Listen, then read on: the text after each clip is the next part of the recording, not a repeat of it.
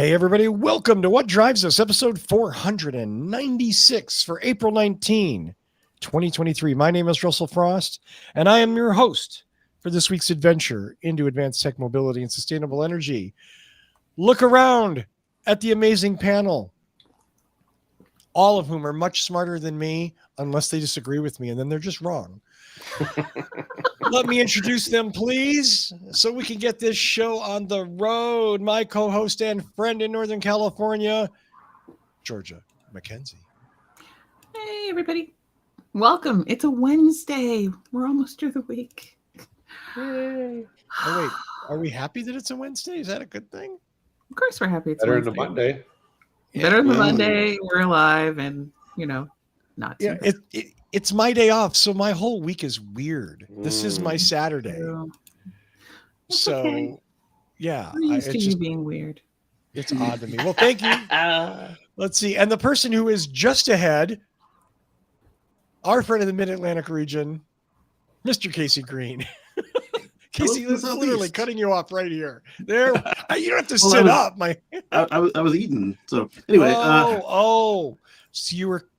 My apologies. So I had an experience this weekend, and so now we get to tell you about those tires I've been raving about for the last 2 years. The Michelin Cross Climates. They're all season severe snow rated tires with the Tri-Mountain Snowflake. Stay tuned. More on that soon, I think. Yeah. As early as tomorrow. And in Boulder, Colorado. Oh, I'm sorry. Oh, I said I just got to find a tire shop to put them on. It's probably not good news. No. And in Boulder, Colorado, he is the founder and owner of Boulder Hybrids, Mr. Paul Guzik. Hey, everybody. Glad you joined us and glad to be back. Thank you so much. And last and definitely not least, not on the show often enough, even though he's wrong when he disagrees with me, Mr. OEVA.org, Patrick Connor. Hello. I'm impressed with how well you put up with people that don't agree with you. If this was my show, I wouldn't be so tolerant of people who are obviously wrong. Right? Yeah, you do a great job hosting. Well, that's very kind of you to say that, Patrick, because it is. Thank you. Let's just end the show here because that's probably the high point for me personally. No, actually, let's do some news. We're going to start off with Georgia McKenzie, who has something about a turbocharged fish farm. No, are they really fast fish? I don't. And you said the show couldn't go up from there. It sure just did. It just went off. I think it's not up. It's off. Just off the rails. We just got it. Put it on the rails and it just went. Show title, Turbo Fish. Oh. Try turbine and fish. That's what we're talking about here. So one of the big issues with how we as humans tend to use space is that we only perceive it as a single-use item. So we spread out a lot, which means that transportation needs, infrastructure needs are also spread out a lot, and our waste is spread out a lot. So one of the things that I find fascinating is when somebody discovers that, whoa, we can do two things at one time in the same space. And that is what's happening with Minyang Smart Energy in China. That's China's largest private wind turbine maker. So what they're making is an offshore wind turbine foundation that features a net cage for fish farming. I know. This is this fishnet cave is a lattice jacket that's fixed between the wind turbine foundation with the 4 tubular legs. So basically, it's 4 legs with a little mesh skirt. Could be fall, could be spring fashion, could also be a fish farm. Now you know. And that's going to be installed on the 500 megawatt Minyang Qingzhou for offshore wind farm. And that's located off the coast. You're really going to test out my Chinese? Yangjian in the South China Sea. That's going to be later this year. So what they're going to do is combine both hydrogen production and aquaculture farming. Now, this is out in the open sea, but it'll be confined. So hopefully, we're going to be able to confine a whole lot of any chances of loss of the stock into the ocean, anything else like that. But what it means is that they are trying their best to make sure that although it's a wind farm area, we're also doing something else that we need to do, powering ourselves with aquaculture. This now we could have a whole separate bunch of shows actually talking on the issues with aquaculture versus farming versus vegetarian and vegan eating styles. However, one of the issues with just depending on fish to just reproduce naturally with enough to feed us is we're kind of inherently wasteful bastards. And it's a lot easier for us to farm what we need, leave the fish out there to do their natural life cycle, and create our own version of a farm for fish.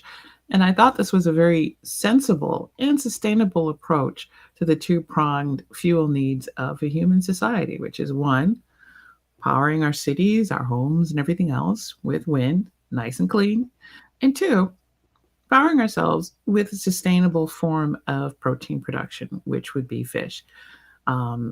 I'd love to see how this translates. How is this going to work? Is it going to work? Is it going to be capable of easing some of the burdens that are caused by fishing? In particular, is it going to help with reducing things like the waste we produce in fishing, like drift nets and things like that? That would be awesome if we cut that out. So we'll see. This, according to Mignon, this is going to be 150,000 fish raised in 5,000 cubic meters of water in a net cage. It'll be spoon resistant, and it will have remote functions such as automated feeding, monitoring, detection, and collection. They said should have comparable quality to wild fish and will be less impacted by nearshore marine pollution. So we'll see if this both works and if it catches on. Because here's something I didn't know. Fishing is usually forbidden around wind turbines. So we'll see what happens. I didn't know that. Did not know that. So I have a question. Yeah. We all know that wind turbines cause cancer. Well, so aren't all of these fish going to get cancer? But only I'm the going to flying answer fish. you.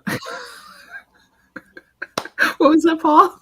Only the flying fish will get. Oh, No, those get killed by the blades. but Like they're birds. sliced into leave- sushi.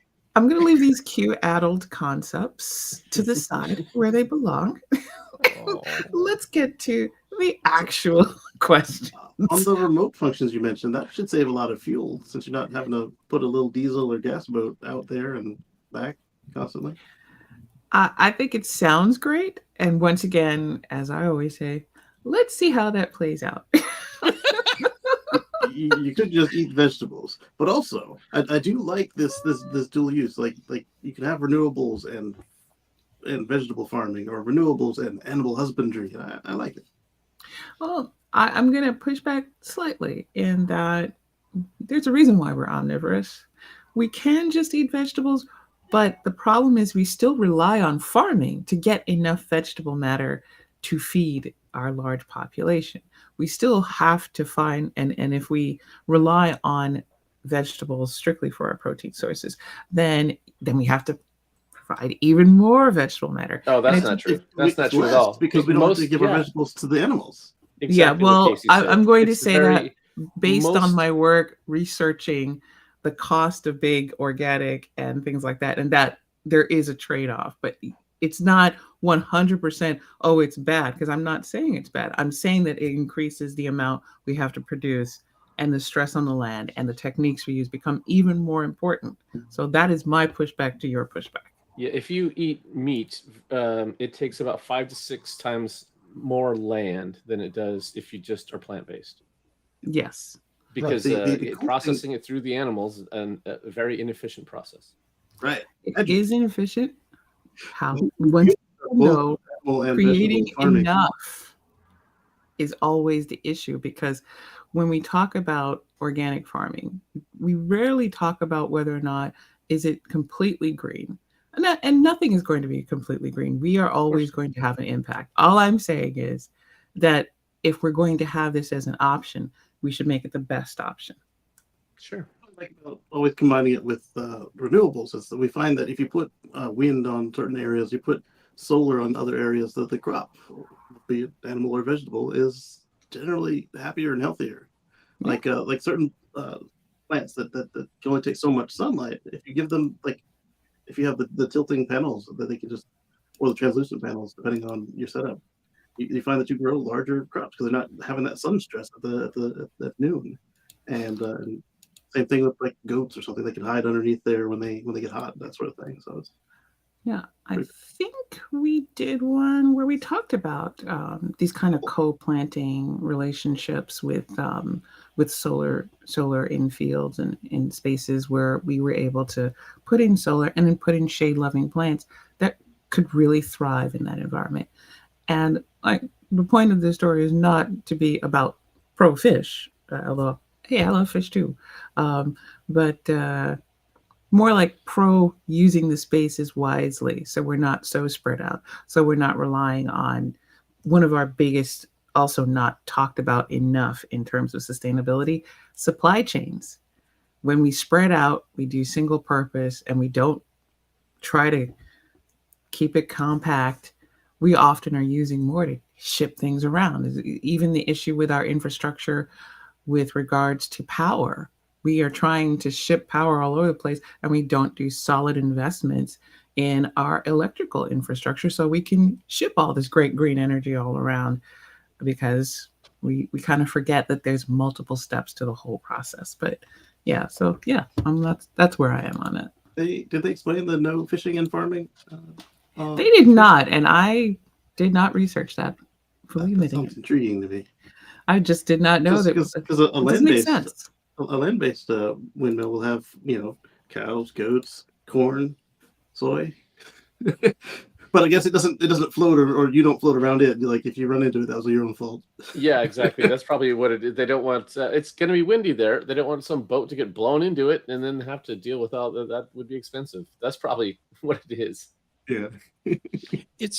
There's certainly issues with monoculture fish farms in the open ocean, disease propagation, spreading to the wild fish, and all of that. But I like this idea. Again, I think, and maybe it's an oversimplification, but I think Georgia put it beautifully when it's like, hey, we can do two things at once. We're building this structure. It costs us almost nothing to add this feature so we can do something else there. It's the kind of thing that's going to need regular maintenance, people going there and being at that location. I'm an idiot, but I support this. No round of applause for yes, you are an idiot. Okay. I'm fine with that. Thank you. I appreciate your restraint, everyone. Well, thank you, Georgia, for that story. Let's go to Paul, who has somebody's going to give me 4K. That's all I know, Paul. Help me out. So what, 4,000? Yeah. Just want to reiterate, the tax credits on EVs and plug-in hybrids has been a moving target. I mean, they changed again this week, but something that's been in effect for a couple months now. A lot of people don't realize if you buy a used EV or plug-in hybrid, you can get 30% of the purchase price up to $4,000 as a tax credit, which is pretty sweet. If you're buying a $10,000 used EV, you get $4,000 back, and has to be a used vehicle under $25,000. So that eliminates some of the high-end stuff. And you do have to buy it from a licensed dealer. Someone like me can't buy it off a guy on Craigslist or Facebook Marketplace. But it's kind of a good way to get into a pre-owned EV, just to kind of put your foot in the pool, test the waters. And, like a used Nissan Leafs are pretty cheap right now. They're not the greatest car, but if you're a 2-car household, a 3-car household, one of those could be your get around town car, and very little maintenance, very low cost to buy. and with the used EV credit, even a better deal. So just wanted to make sure everyone's aware of that. And Kacey or Russell, if you could put the links up in the show notes. As with any tax credit, consult your tax professional before going out and buying the car. But I think we're going to see a lot more used EVs on the market this year because of these incentives. You can check the comments underneath this episode for both of those links, one to fueleconomy.gov and one to irs.gov. That'll give you more details. Yeah, we bought a used Chevy Spark EV last year for a new teen driver, and it's a nice little short-range EV. It's a great addition, and for any road trip or whatever, we take one of the long-range EVs, but that one's nice for getting around. Well, we sell a lot of early Leafs to families with teen drivers because it kind of keeps a leash on the teenager. They can't go more than 50 miles round trip or less if it's a really tired battery. And yet they can get to school, they can go to their friend's house, they can go to the mall, and they can't say, I'm going down the street and then drive, a state over to some rave party or something. So wait, they catch them at the third charging stop. Damn, parents like the control of that. And it's cheap to fuel, although it might not be cheap to insure. Speaking of Leafs, the local Nissan dealer sent out a panic email, was it 2 or 3 nights ago, when the Leaf was going to lose tax credit eligibility, and they said, we have 10 Leafs. If you buy them today, you get $7,500 tax credit. If you wait till tomorrow, that's gone. And that's true. The Leaf is no longer eligible for federal tax credits. Wow. So, if you didn't buy your EV a week ago, you might have been screwed. Yeah. So you're saying that I wouldn't get a tax credit on my BYD Seagull? Correct. Well, if it qualifies. So the qualification list is a moving target. You have to go to the EPA and IRS sites to see what qualifies this month. It's based on where the car is built, where the battery's sourced, how big the battery is, how much the selling price is, what kind of vehicle, yada, yada, yada. So it's kind of a mess for the consumer. Hopefully it will get simpler as time goes on. And more of these manufacturers will start building their EVs and plug-in hybrids in North America to take advantage of these credits. Yeah. I have a call back on the ships and the windmills. So, okay. Potential navigational hazards include collisions among vessels operating in congested areas near turbines. Collisions with the turbines. Wind turbines, not windmills. They're not milling lumber or bread. Right. Okay. Collisions with the turbines themselves. Bottom fishing gear may contact the power cables or otherwise damage other vessels and wind infrastructure. So it's mostly a safety and a cost mitigation thing, as you suspected there, Patrick. Excuse you. I just was wondering, what was that? Somebody read by Paul's place. Oh, is that what that was? There you go. Yeah. Nice. I mean, look, there certainly could be hazards, right? I mean, and if you're trailing a drag line and that's the kind of fishing you do, number one, it's kind of crappy way to fish. Number two, maybe it's good that there'll be areas where they can't do those huge long line things where they scrape the ocean bottom of life, take the stuff that they can legally catch and dump the rest back in. Nets, leave the plastic in the ocean. Yeah. Mm-hmm. When I think they have to do those drag lines, they have to be so far offshore, and yet the wind turbines, you don't want them too close to shore. I mean, you don't want them too far. Yeah. Out. You want them close to shore. So they may not. But you need them out of sight. Yeah. It's a delicate dance. Yeah, I don't know why. What is it? Are the turbines really ugly? Are people they look like beautiful ballet? Where's my backyard ends so I know where to NIMBY? Yeah. I've never understood that argument that they're the ugliest things ever. Every time I see the fields of turbines, wherever I am, I'm like, those are cool. That's great. They're real. I find them to be beautiful and graceful. So I'm always weirded out by people going, oh, it's ugly. And it's like, how? Have you seen power lines? Right. Yeah, power lines are gross. And, right. Have you driven through New Jersey anytime? Ooh. Yeah. I think this is just why one would of you those. do that? As long as you have a reason, even if it's a wrong reason, it makes you sound like you're being a reasonable person, and you're not. You're just fossil fuel lobbying for free. Absolutely. Yeah, for free. Sucker. Okay. Well, thank you so much for that, Paul. So even though I can't get the credit on my seagull, I'll it's really cool that it's used. I mean that's it's going to make more affordable EVs even more affordable, and that's a great thing, because we desperately need that here, because we don't have a lot of EVs right now are for the wealthy. However you want to define that. If you're going to drop $60K or more on an EV, you're pretty well off. I've never spent $60K in a car. There's nothing wrong with that. I'm not criticizing those people, two of whom are sitting right here looking at me.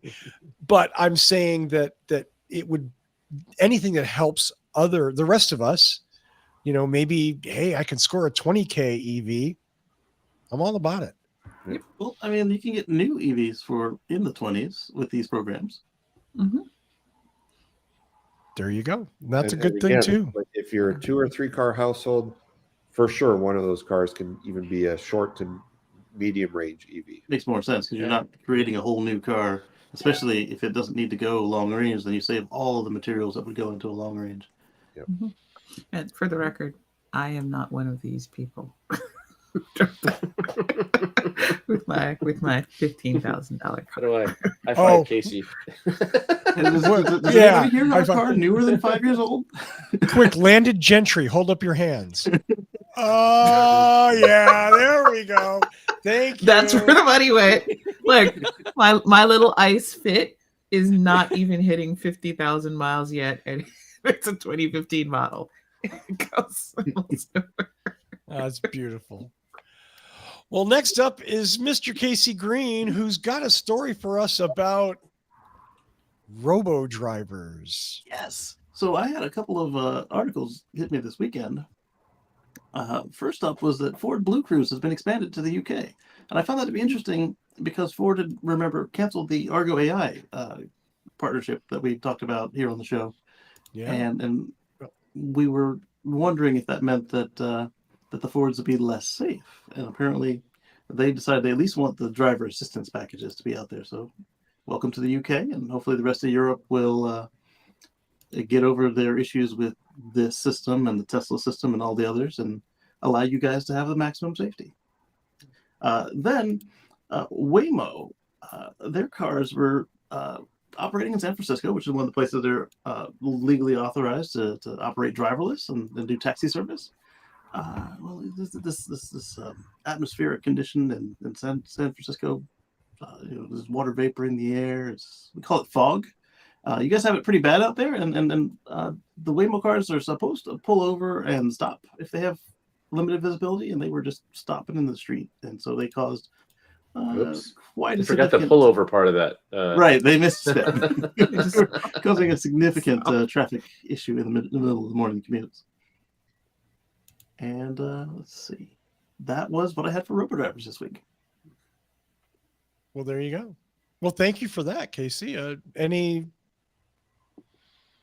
It's cool to see this stuff coming. Yeah, they have bugs and things, problems are going to happen, but that's with the new technology rollout. At least it's I'd rather have it stop when it shouldn't instead of, I don't know, go 100 miles an hour when it shouldn't. Yes. So that's okay. Kind of reminds us of the one where the Cruise Automotive, the GM version, was getting pulled over by the police, and the police walked away from the vehicle. So it said, "Hey, traffic stop over. I'm going to continue on." And the guy turned his lights back on and followed it again, and it stopped again. It's like, oh, I guess we're not done. Well, yeah. How do you? Who's at fault there? Yeah. What's the point in pulling that car over? Who are you going to? It wasn't running the headlights at night, and right. But I mean, you can't tell the car to turn on your headlights like you could a human. Well, you know why? The car doesn't need. Right, the car can see. The car can see. It's got infrared. Yeah, but other people need to see them. Exactly. Okay, right there. That's a programming flaw. Yeah. That we find out afterwards. In humans, no. Oh, we have many of those. Well, this I'm is just humans gonna running say- around lights on. Please, all the There idiots is so driving around much. with their DRLs at midnight in my neighborhood. I mean, Right. That's And exactly what the DRLs car was doing. yeah, if we're lucky. No, I mean, I'm still very skeptical of a lot of this. I want to see more of it on the road and working and happening. Like anything, AI is the best example. It's sort of my crusade today is everything's AI, everything's AI. I posted on Twitter, like I'm old enough to remember how in fashion some of these terms come in and out. Mm-hmm. And I remember in the early 80s when everything was digital, like there were digital fans, the thing with the blade that moves, it's entirely analog and like 120-year-old technology. Everything was digital. And because it was We cool put and a it made microchip in things it for an cool. extra nickel just so we could say digital Yeah. on the box. Analog headphones with a 1/4-inch jack were digital. They were digital headphones. They were digital ready. They were ready. So now everything's AI, and that's great. Yeah. And autonomous cars are cool. And they're hopefully all of the time and the money that we spend on these things are going to make things safer for the humans that have to be in and around them, especially, if I might add, around them. Right. The people And people that are the big point for them is that they don't get distracted. They haven't yet learned all the rules, which is a problem, but they don't get distracted. They have multiple eyes. They're always watching. And as long as we teach them right, they're not going to fail us like us humans do. I mean, they will, but not like us humans do. they will definitely fail us. Wow. But Right. They won't be on their phone. They won't be drunk. They won't have a heart attack. They won't Just be give it shaving or time. putting on makeup. Give it time. I We don't can, we can do What it. if- We can hopefully make if it's AI rebooting, as it's got a screwed up backup as system. us. Come on. What if your car's flirting with Chat GPT or something, and all of a sudden it runs off the road? I mean, Worse, could what if it got happen. rejected by Chat GPT? Oh! Oh, that's when we know the AI's arrived. When it can be I'm as just- dumb as we are. A despondent vehicle that drives off a bridge because it can't take life anymore. You know? Oh I yeah, mean, we're all going to be riding around in Marvin the paranoid android. Right. Oh, no, that's not. Marvin, the brain the size of a planet. There you go. My God, there's like about 10 people that will get that reference. Ultra series. Thank you. Thank you. Kacey, do you want to talk about the Powerwall as Sure. well? Yeah, so I came across 3 stories on the Powerwall. The first up was it's finally arrived in Thailand, my wife's country. So you can get it through a company called I forget what they're called, something D Solar. The thing that stood out to me was how many baht this thing cost. 699,000 baht. That is over 20,000 US dollars when you do the conversion. Whoa. That's more than the high watermark of the Powerwall pricing before they recently dropped it back down in the U.S. and Australia back to closer to the 7,000 to 8,000 that they were at one point. I think they're like 9 right now, which is, considering that it's a higher capability of product than it was when the Gen 2 came out. The Gen 2 Plus that's a fair price in today's market, but not 20 grand. That's oof. I mean. It's better than not having a Powerwall, but that's wow. The other thing that came up was that Australia had dropped the price of the Powerwall again. So if you're listening to us in the land down under, then and it's in your budget, and you'd like to have power when the power goes out, or you want to do some energy arbitrage like Patrick does. To buy it. Well, I would imagine it's set for the Australian power grid, so you'd want to keep it there. Especially at the 300-pound shipping weight. I hear that electricity is pretty expensive in Australia. So Exactly. having a Powerwall and some solar is probably a pretty good plan in Australia. Yeah, and over at carsandcords.net, Patrick's got some articles on how you could do some of that energy arbitrage yourself, or if you just leave it in auto mode, it'd still make you some money or save you some money depending on how bad your bills are. But if you want to maximize it, he's got some great tips there.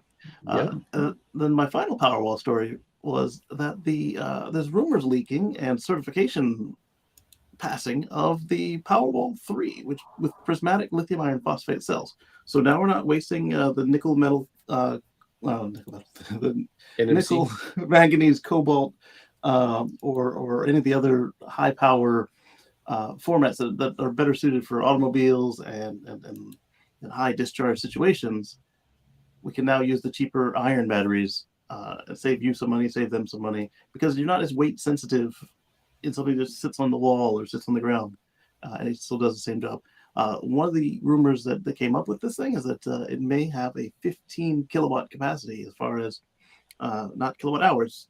The kilowatt hours are going to stay the same at around 13.5 usable. But so now instead of needing two of them just because you have something like an air conditioner or an oven or a dryer with a momentary high load, now you might be able to get by with just one. And that saves material and money right there on the spot. Again, this is all preliminary, but the fact that gave it some credence is that it's already starting to be certified by the utilities. So there's something there. Did they say whose lithium iron phosphate batteries they're using? Are they Cattle or? They're probably Cattle's. That's who most of the Tesla LFPs are from. Right. Oh, and That then would one be my thing that came assumption up as well. Same as the is ones that- they're using in the car. Yeah, is that this may allow them to return to a single battery for all their energy products. Right now, the Mega Pack and the other commercial packs are using lithium iron phosphates already, and then the Powerwalls were still using some form of the car battery. So this will allow them to streamline that and pass the savings on to you. Mm-hmm. Interesting. Yeah, this is great because it's much more abundant material.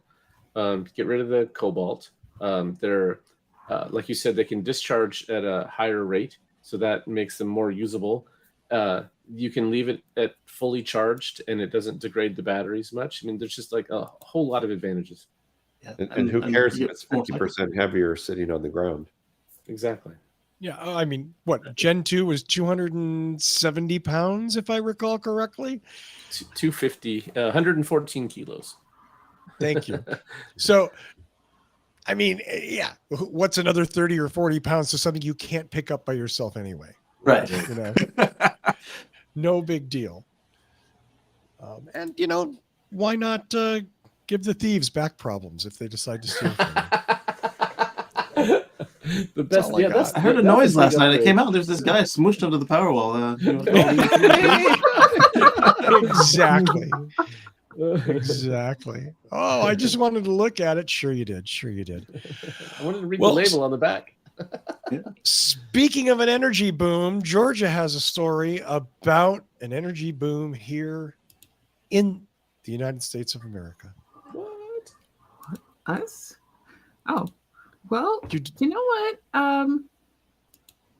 That whole Biden boom thing, it's actually kind of real. So, Kind of. kind of real. Go figure. Yeah. It seems that if you have both a president and a Congress with a commitment towards doing something about sustainability, you can actually do something about sustainability. The U.S. has seen 5 years worth of clean energy investments in just 9 months. Think about that. Just 9 months after the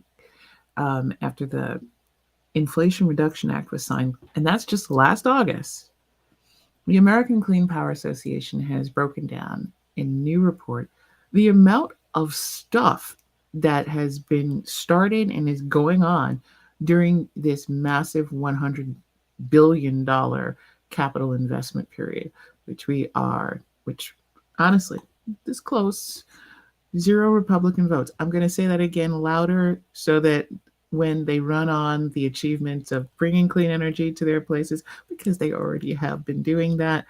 Loudly. 0 Republican votes in the House or the Senate went to the Inflation Reduction Act that will be providing the capital investment that all these conservatives will be boasting about in their mailers, their TV programs, and their text messages to you. Look at all the jobs To I brought earn your home by vote, voting no. They're going to tell you that they did it. And I'm here to tell you, every one of them is a liar. No. Because I want it to be plain and on the record, because nobody in actual real media will just come out and say they're lying. They're straight up lying to you. They voted against it. They They're wouldn't being have flexible split with them the there, truth. period. They're using alternative facts. I'll give you an alternative someday. Okay. Whoa. There have been 46 announcements of new, expanded, or reopened utility scale manufacturing facilities, including 26 solar manufacturing facilities, 10 battery storage manufacturing facilities, 8 wind manufacturing facilities, and 2 offshore wind manufacturing facilities. 46. That's what it is. 18,000. It's 18 with 3 zeros after it. New American manufacturing jobs, because if you're going to be doing all those manufacturing facilities, you kind of need to hire people to run them and do the manufacturizing. Okay, 96,000 megawatts of announced clean energy capacity. Wow. Some of you are going to go, announced? What does that mean? That means that technically they can do it. Just hold your horses. Can't ask for 96,000 in megawattage right off the bat. Hopefully it'll work out that way, but that is the announced clean energy capacity, and there's a potential for more. There is $4.4 billion in announced consumer savings because of these investments, and that is 24 million Americans served by utilities that have announced these consumer savings. States that will now see new or expanded factories include Alabama, Arizona, Colorado, Georgia, Iowa, Michigan, Minnesota, New Mexico, New York, Ohio, Tennessee, and Texas. There's a lot of other locations that are undetermined, but it's coming. Now, if this is going to continue, the American Clean Power Association says that we got to kind of speed it up, though. We got to be more expedited, and we got to streamline the permitting process. And that is always the problem when you're talking about government stuff. Any of this stuff takes a lot of effort, noticing, regulations, meetings, hearings, et cetera, et cetera, et cetera. And as we have covered here on What Drives Us, anytime a governor feels that it's going to polish their MAGA credentials, they can also swan right in at the tail end of something and go, you know what? I don't even want to do it. Cancel. And if you're a moron, I mean MAGA type, you're gonna be like, yeah, you just showed them something about coal, blah blah blah. I can't even put my head and my mind to mock you properly because you're just so damn living embodiment of the mockery of any kind of common sense. Anyway, it's I can't grok that. So the increased taxes and decreased indoor air quality. Once again, see me say it on the Twitters, but do not presume that the hierarchy of needs, as you have learned it, actually functions with a conservative mindset. So they'll gladly pay more as long as they can stick it to the libs. So if this doesn't happen in a timely fashion, this puts about 100 gigawatts of clean energy at risk of significant delay. What does that mean for you, though? Because I'm going to veer slightly off of it to say, what does it mean if these projects are delayed by permitting and everything else? Well, we have a round of elections coming up. Some of you are going, huh? Guess what happens in elections? The people who show up to vote get to be elected to positions of power that allow them to either allow these projects to go forward or allow them to have the power to put people in oversight of these projects. And that determines whether or not these things are actually created, if they're managed properly, and if they're a boon to you. So when we have elections, if there's a delay in something that was done under a Democratic administration with enough Democratic legislators to create good legislation here with minimal compromises, that if it's not implemented quickly because of the, I've often described the American political memory as, a coked up chipmunk, where you forget what happened just 2 damn years ago, ladies and gentlemen. But so now we got coked up chipmunks to go with these turbofish. That's right, with the coked up chipmunks and turbofish. So if you can't remember and you elect people who are now opposed to this, guess what happens? And it's a consistent problem where 2 years ago we put in Democratic majority. No, it's not a supermajority, but it was enough to get a lot of good stuff done. And then what did we do 2 years after that? We handed the wallet of the nation to the QAnon caucus. That's great. That's fabulous. Wait until you see what's coming for you with the budget default debt ceiling negotiations, because I just read through some of that, and it is not pretty. It is very likely we'll be defaulting at the end of this year, but we'll see. Now, and that's an example of like the massive flip. So literally, we can get a ton of progress done when we're all on the same page and we've got a functioning government. But if you elect people who don't like a functioning government, that all goes away. So this is tremendous progress. We've done a really good job. It's a lot of work, though, to get to where we need to be, and we need to do more. Now, we love it. We gotta find a way to speed it up, because it's the average timeline for permits for clean energy projects to obtain their EPA, the National Environmental NEPA, National Environmental Policy Act reviews is 4.5 years. It's got to go faster. That's way, way, way too long with the kind of rapid flips we do in ideology. Because if we can't focus and we can't maintain a dedicated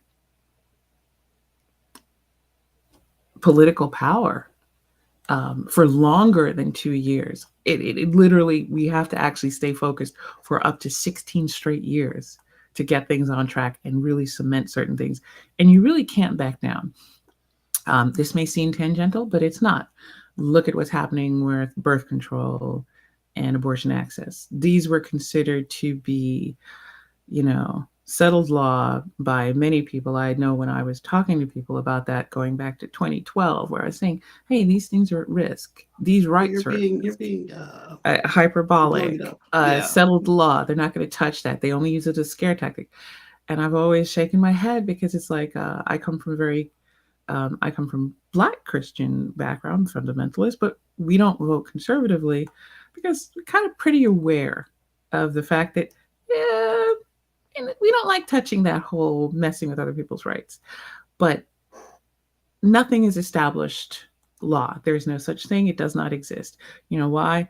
Because although it was used as a legal concept many times to uphold these rights, all it takes is the right judge, the right litigant, the right litigators, and you have a mess. And the right Texas district. Hey, it's not even Texas. It is not even Texas. Make the laws, right? So, I want everybody to pay attention to the child labor law that passed at something like 3 or 4 o'clock in the morning just yesterday. I think 5 o'clock in the morning. It was at Iowa, something like that. Missouri. Because it's hard to tell these days. That is child labor law that establishes that kids can serve food and drinks and work 6 hours, or more after school at the age of 14. That is something that would be unthinkable just 10 years ago to turn around and say, hey, they're going to roll back child labor laws.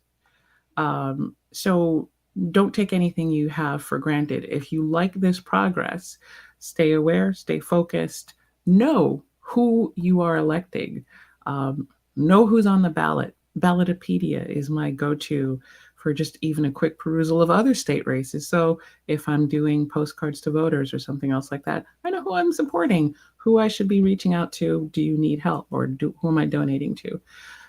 Be aware of who you're supporting and what your choices are. But we've seen tremendous progress.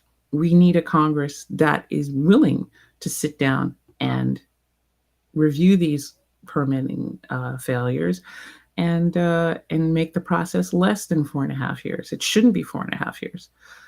The one good thing is that once you appropriate the money, kind of has to go to things, but never forget that the person who's in charge can make a decision that a new coal plant is a clean, green energy, and appropriate the money for green energy and apply it to that. because when you're able to be in control of the laws, and laws are how we define things in society. So be aware. But I think we have to pay attention to the fact that we've made tremendous progress and really celebrate that progress. It just shows we can do it. Now we just have to have the will of as a society to keep doing it. Was that Kacey? They could also pull an Andrew Jackson and just not enforce what the legislature and the courts decide. Yeah, I mean, not enforcing things is a big problem. Yeah. Oh, sorry. Bruce says they'll also allow children to serve alcohol. Yeah, It's gonna go great. 16-year-olds, but only for 6 hours a night. So Only for 6 hours. yeah. Well, can't wait for the Are they 14-year-old an leaders at iPhone Hooters, factory in that state? Or? Yeah. Well, we've also there've been what, at least 2 or 3 factories, especially food factories. It seems that underage workers has been a problem there. Investigators, it's gonna be an interesting set of years coming up. Yep.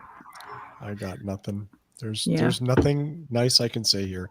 Let's go to our next story, our final story for the evening, to Mr. Guzik. All right. So This is the happy one, right? well, I think it's clickbait, but Oh. it was an unscientific study that says that people who have EVs are more likely to get dates on Tinder. Woohoo! So I guess They're all married. Oh. One more reason to buy an EV then. yeah. So one more reason to buy an EV. Although they said the study involved putting one person in front of a Tesla or behind the wheel of a Tesla and another person not behind the wheel.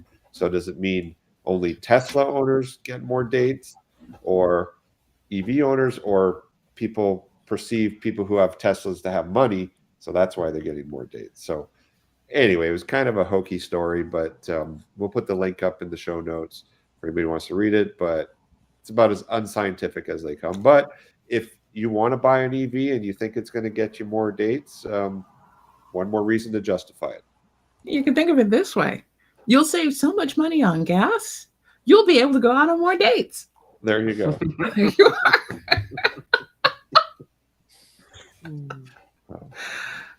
So yeah, so take it with a grain of salt. A big grain of salt. So Patrick, can I visit you and your Tesla? I have- need to take a couple of pictures. I have to admit, I Yes. mean, I just found a new business deal. I can rent out my Tesla for Grammy. Yeah, in your photos. there we go. Screw Uber and Lyft. I'm renting out this car for Tinder profile Yeah, shots. it's Tesla for Tinders. Just contact Patrick at Cars with Course. And then if you have one of Patrick's photos and you go on your Tinder date and the date says, "Where's your Tesla?"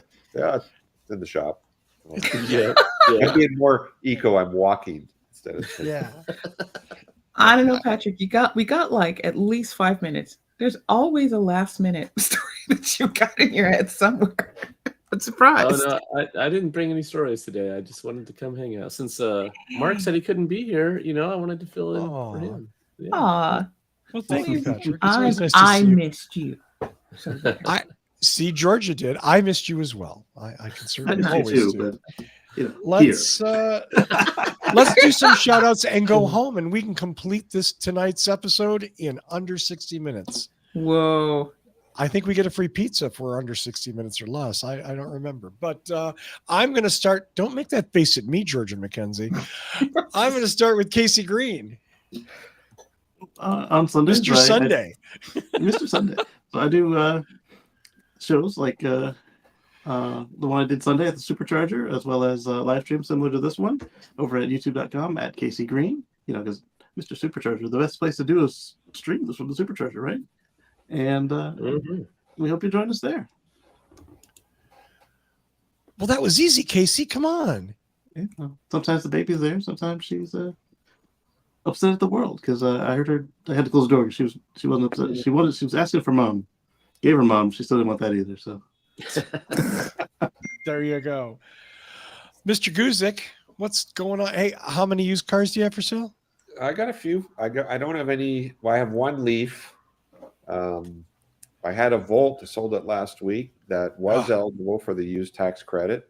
Nice. And interestingly enough, the family that bought it had a Volt. It got wrecked. They got the insurance payout. Bought my Volt, which was a little more than their insurance payout, but after the tax credit, it will be cheaper, and it was a higher trim level. So they got an upgrade after being in a wreck. So that's not a bad thing to happen. Nice. And no one got hurt. So Good, Nice. Yay.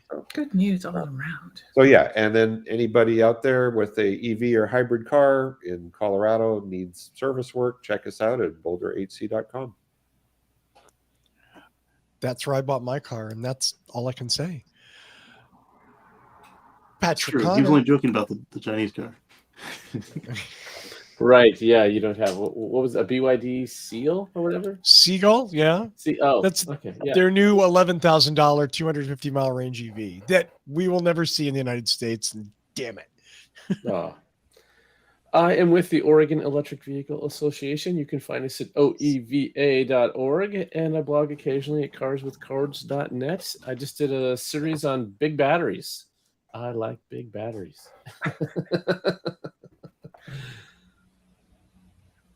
I you know what, Patrick, I have to confess I haven't seen this. You did a series on big batteries? Yeah, it was three posts. Yeah.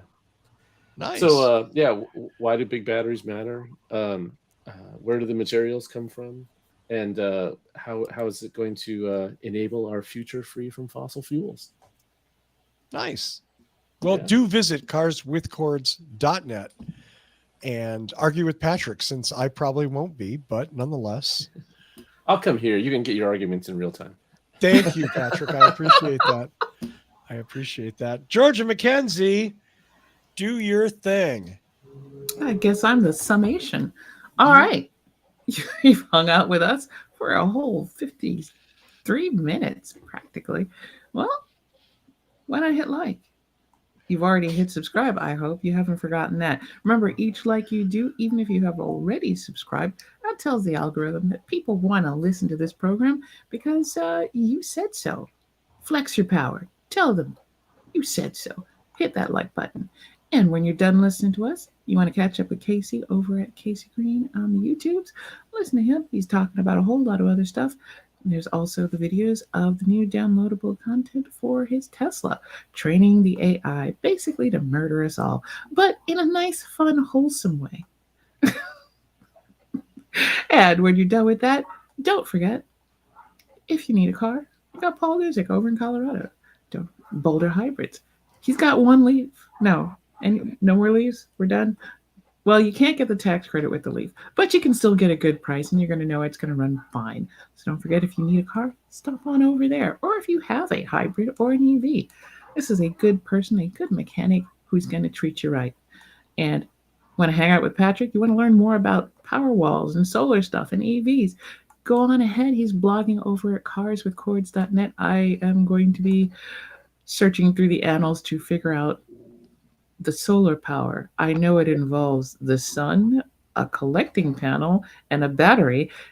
There seems to be more to it than just that. So that's where I'm going to be researching and trying to figure out what in the heck is going to go on to get that into an actual home. But and when you're done with all that, showing up over here for next week, because we're going to have more stuff for you at What Drives Us, and we're going to talk a whole lot of stuff. And Russell may even do an article himself, or not rant, or rant. Who knows? It's a wild ride, ladies and gentlemen. Back to you, Russell. Thank you, Georgia. There's always a Russell rant guarantee at some level, at some point. Let's see, coming up, we have an hour-long interview with Michael Manring, which we will drop in the next month. If you're not familiar with Michael, he is the person that does the theme music. He is a Grammy-nominated superstar, one of the best living bass players on the planet, and I will defend that to the death, so don't challenge me, because I've got a whole squad of coked-up chipmunks that I will send to your house if you disagree with me. As well, there will be a fun retro show featuring some of your favorite or maybe least favorite faces from What Drives Us Past coming in the next few weeks as well. You can see people like Danny Cooper, Evan Fusco, and Tony Schaefer trying to do it like they used to do it, but we're old and worthless now. So it should be an embarrassing drunken show for everyone. Oh, there's going to be Awesome. drinking? I guarantee there will be drinking. Yes. How many monkeys and umbrellas and swords are going to be? Patrick, are you actually on that show? No, no. I You was a just fan of remember this it. show way before I ever came on the air. And yeah, Right. you guys had your What Drives Us to Drink show where they did. talked about. We rated shows on the most bizarre scale I could come up with, and everyone got drunk right away, and we couldn't really remember how the rating system worked. So it was like, yeah, this shit's good. I almost missed that show, just like I almost missed those brain cells. Anyway, I want to thank Michael Mannering for his amazing theme music. Visit him at manthing.com. Enjoy the new commercial-free What Drives Us. Share it with your friends. Share a link everywhere. Do us a favor, maybe subscribe if you haven't already. We certainly appreciate that. As always, I want to thank Patrick Connor, Paul Guzik, Georgia McKenzie, and Kacey Green for showing up in a big way this week. Good stories about turbofish and cooked up chipmunks, and maybe even some mobility content in between. Until next week, when you can download us and find out what drives us. Thank you, Kacey Green. Bye, everybody. See you, everyone. Test positive, test negative.